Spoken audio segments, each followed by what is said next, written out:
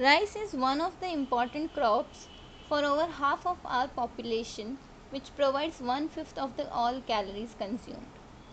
In Asia, more than 250 million farmers cultivate rice.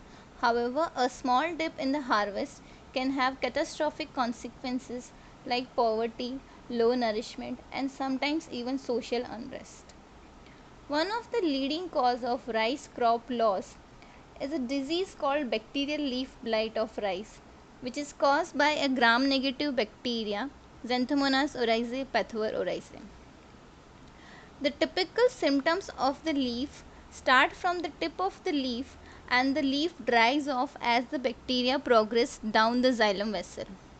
If we look at the infected leaf using an electron microscope, we can see the bacterial growth.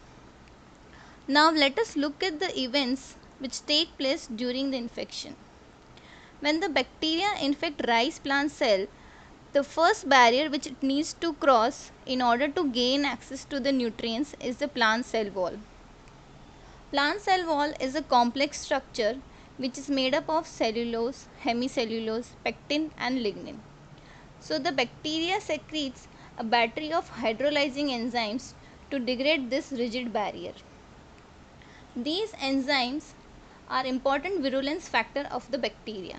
However, the byproduct of the cell wall degradation are recognized by the plant cell, which induce a defense response against the invading pathogen.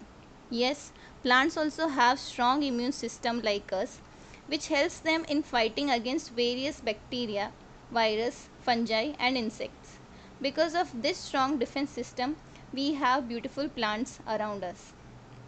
But sometimes this defense response is not enough.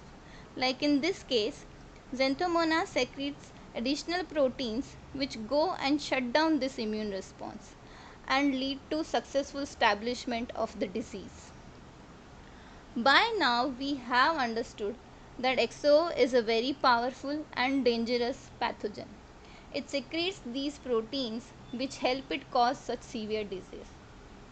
But if we can understand how these proteins function, what are the features which are absolutely essential for their functionality, then we can change those features and inactivate these proteins.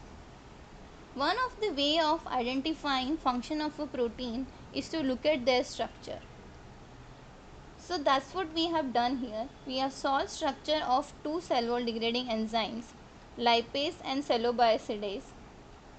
And based on the structure, we have identified key features of these enzymes, and if we modify these features, then the protein becomes defective.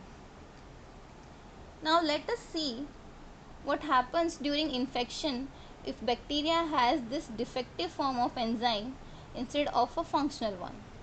So what we see is, when pathogen has functional form of enzyme, it can cause severe damage to the rice leaf. But a pathogen with non-functional enzyme can no longer cause such severe damage. This is one of the example where through structural biology we have gained a better understanding of plant and pathogen interaction, which will eventually help us in combating the disease.